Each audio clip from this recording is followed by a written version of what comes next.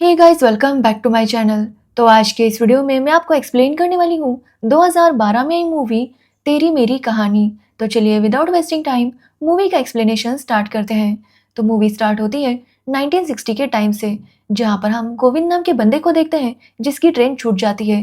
तभी वो देखता है कि एक दूसरी ट्रेन थी जो पूना से मुंबई जा रही थी, इसलिए वो किस तरह से भागते हुए उस ट्रेन को पकड़ लेता है। लेकिन वो एक डब्बे में चढ़ा था जो कि पूरा केबिन रुखसार ने बुक किया था। अब ये पुराने ज़माने वाली ट्रेन थी जिसकी वजह से जब तक ट्रेन नहीं रुकती, गोविंद दूसरे केबिन में नहीं जा सकता था। अब यहाँ पर रुखसार की बात करें तो रुखसार एक फ़िल्म एक्ट्रेस है। वो मुंबई जा रही थी और पुणे वो किसी शूटिंग के लिए गई थी। अब जब रुखसार गोविंद को देखती है तो उसे वो बिल्कुल भी अच्छा नहीं लगता। वो पहले तो ठीक से बात नहीं करती, लेकिन थोड़ी-थोड़ी देर बाद जब गोविंद उसके साथ बातें करने लगता है, तो रुखसार और गोविंद की काफ़ी अच्छी दोस्ती हो जाती है।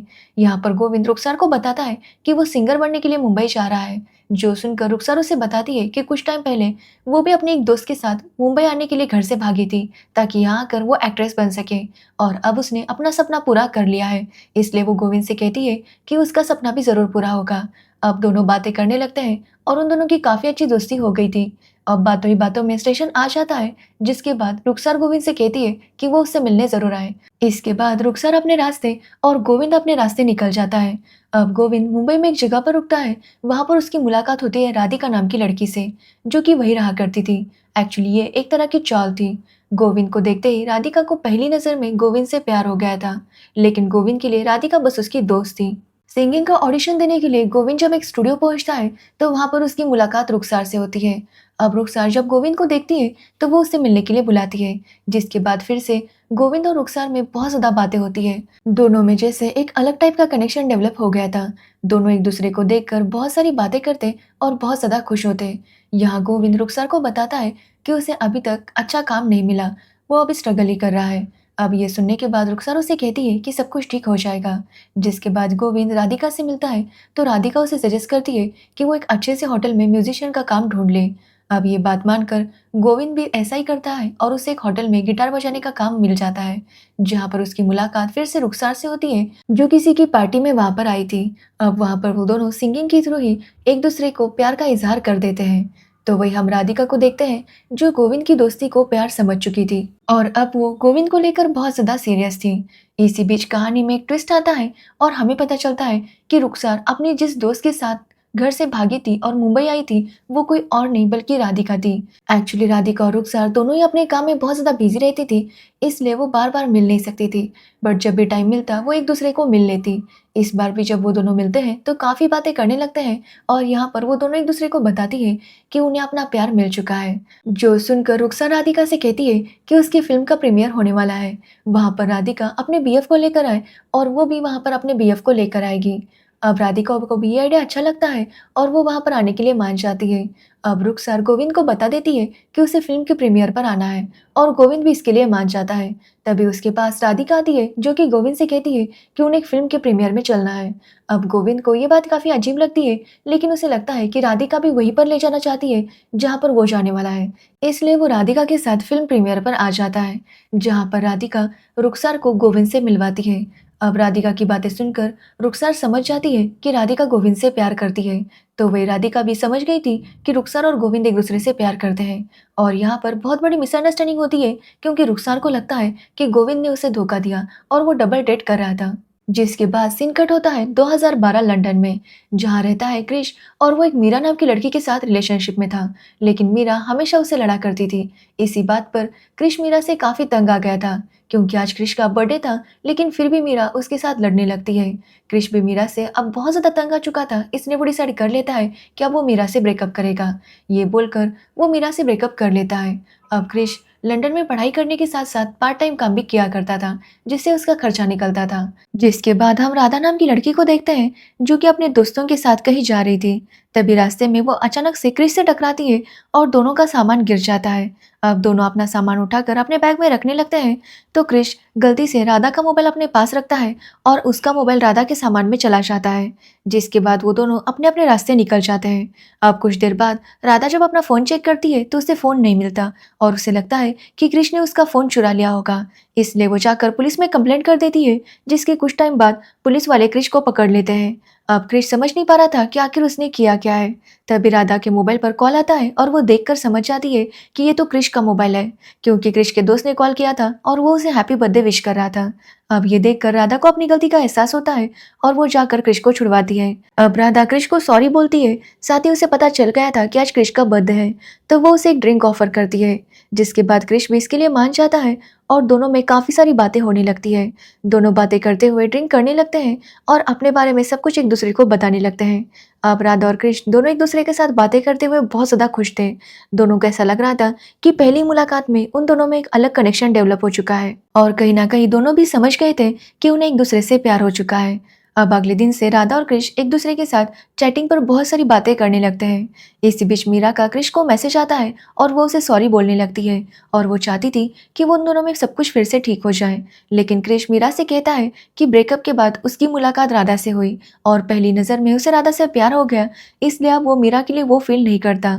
अब ये सुनने के बाद मीरा काफ़ी गुस्सा हो जाती है और कसम खाती है कि वो राधा और कृष्ण के बीच में मिसअंडरस्टैंडिंग डेवलप करके रहेगी। तो वही राधा और कृष्ण भी एक दूसरे को प्रपोज कर देते हैं और अक्सर मिलने लगते हैं। अब एक दिन कृष्ण देखता है कि मीरा ने उसके और कृष्ण के कुछ प्राइवेट फोटोज को सोशल मीडिया पर पोस्ट कर दिया था।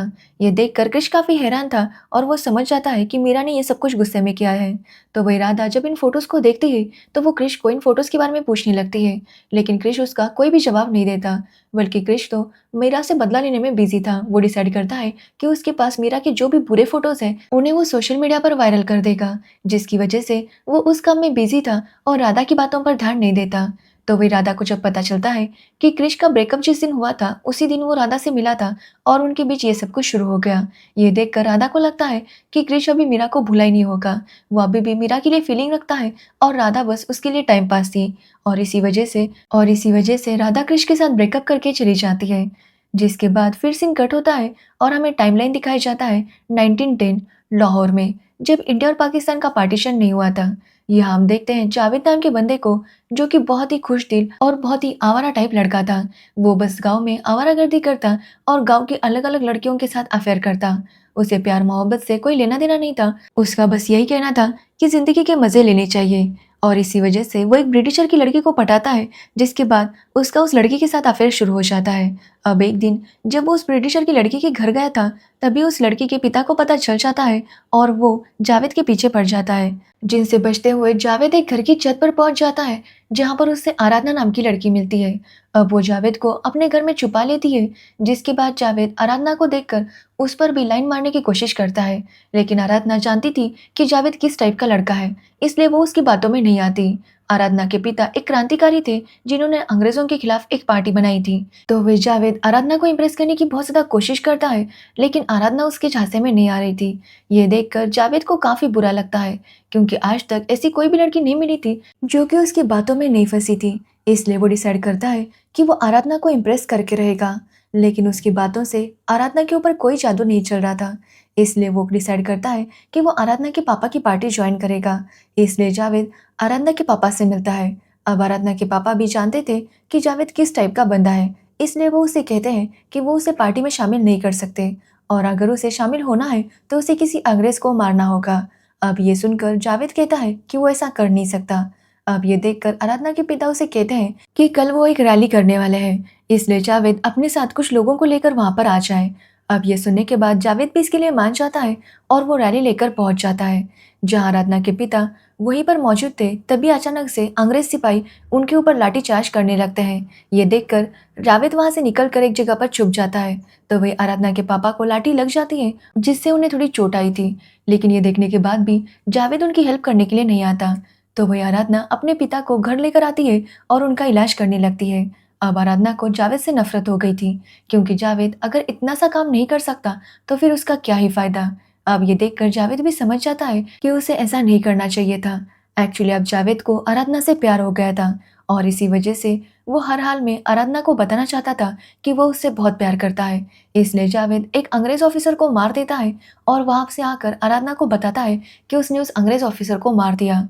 ये देखकर आराधना भी काफी इंप्रेस हो जाती है कि तभी वहां पर कुछ ब्रिटिश ऑफिसर्स आते हैं और जावेद को जेल में डाल देते हैं। जहां जावेद को मिलने छुपकर आराधना आती है, जहां आराधना उसे बता देती है कि वो भी जावेद से प्यार करने लगी है। अब ये सुनने के बाद जावेद की खुशी का ठिकाना नहीं था। तो वही जावेद को 3 महीनों के लिए जेल में डाल दिया जाता है। तो वो आराधना से कहता है कि वो उसका इंतजार करे, वो बाहर आने के बाद उसके पापा से बात करेगा। अब आराधना भी इसके लिए मान जाती है, जिसके बाद 3 महीने तक वो एक दूसरे को नहीं देखते। 3 महीने बाद जब जावेद बाहर आता है जेल से, तो उसे पता चलता है कि आराधना के पापा ने उसकी शादी करवा दी, जो सुनकर जावेद काफी ज्यादा शॉक था। अब एक दिन जब जावेद मार्केट जाता है, तो उसकी मुलाकात आराधना से होती है, जहां पर आराधना उसे बताती है कि उसने अपने पापा की खुशी के लिए मन मारकर उस दूसरे आदमी के साथ शादी कर ली। अब ये सुनकर जावेद समझ जाता है कि सच्चे प्यार का मतलब क्या होता है, इसलिए वो डिसाइड करता है कि वो भी अपने पापा के कहने पर किसी और से शादी कर लेगा। अब निकाह से पहले जावेद आखिरी बार आराधना से मिलने जाता है, जिसके बाद जब वो निकाह के लिए बैठता है, तो उसे याद आता है कि आराधना को उसने सफेद कपड़ों में देखा था। ये देखकर वो समझ जाता है कि आराधना अभी एक विधवा है। एक्चुअली आराधना का पति क्रांतिकारी था और एक रैली के दौरान उसकी मौत हो गई थी। अब जावेद को जैसे इस बात का एहसास हो जाता है, वो तुरंत अपने निकाह से उठकर आराधना का हाथ थाम लेता है और डिसाइड करता है कि वो आराधना से शादी करेगा। जो देखकर जावेद के पापा कहते हैं कि वो पहले एक निकाह कर ले, जिसके बाद वो किसी विधवा से शादी कर सकता है, क्योंकि उसके पास 4 निकाह करने की परमिशन है। जो सुनकर जावेद कहता है कि अगर उसके पास 4 निकाह करने की परमिशन है, तो वो चारों निकाह आराध्या के साथ ही करेगा। ये बोलकर वो आराध्या के साथ शादी कर लेता है, जिसके बाद वो दोनों फाइनली एक हो जाते हैं। अब सीन कट होता है 2012 में, जहाँ क्रिश राधा और मीरा को एक साथ बुलाता है। वो मीरा से माफी मांगता है कि वो रिलेशनशिप में कभी भी ठीक से बिहेव नहीं कर रहा था, और शायद इसी वजह से मीरा उसके ऊपर गुस्सा थी। लेकिन वो मीरा को बताता है कि वो राधा से सच्चा प्यार करने लगा है। राधा ने उसे सिखाया है कि प्यार क्या होता है, इसलिए वो सबके सामने राधा से प्यार का इजहार करता है। ये देखकर राधा भी उसे माफ कर देती है और गले लगाती है, जिसके बाद उनके बीच भी सब कुछ ठीक हो जाता है। जिसके बाद कहानी आती है 1962 में, जहां गोविंद राधिका से माफी मांगता है और उसे कहता है कि राधिका, भले ही तुम्हें दुख होगा, बट तुम मेरी बस बहुत अच्छी दोस्त हो। वो राधिका से कहता है कि हमने गलती की, हमने उस इंसान से प्यार किया जो कि हमसे प्यार ही नहीं करता। राधिका ने गोविंद से प्यार किया और गोविंद ने रुखसार से। ये बोलकर गोविंद डिसाइड करता है कि वो वापस पुणे जाएगा। जब वो पुणे के लिए निकलता है, तभी वहां पर रुखसार आती है, और यहाँ पर हमें पता चलता है कि राधिका ने रुखसार को बता दिया था कि एक्चुअली वो गोविंद से प्यार करती है, लेकिन गोविंद तो रुखसार से ही प्यार करता है। ये सुनने के बाद रुखसार की सारी मिसअंडरस्टैंडिंग क्लियर हो गई थी और वो समझ गई थी कि गोविंद उसी से प्यार करता है, इसलिए वो भी वहां पर आकर गोविंद को अपने प्यार का इजहार कर देती है, जिसके बाद उन दोनों के बीच में सब कुछ सही हो जाता है। और इस तरह से ये मूवी एंड हो जाती है। तो ये थी तेरी मेरी कहानी मूवी की स्टोरी। अगर आपको इस मूवी की स्टोरी और मेरा एक्सप्लेनेशन पसंद आया हो, तो वीडियो को लाइक कमेंट शेयर जरूर करना, और मेरे चैनल को सब्सक्राइब करना बिल्कुल मत भूलना। Thanks for watching video.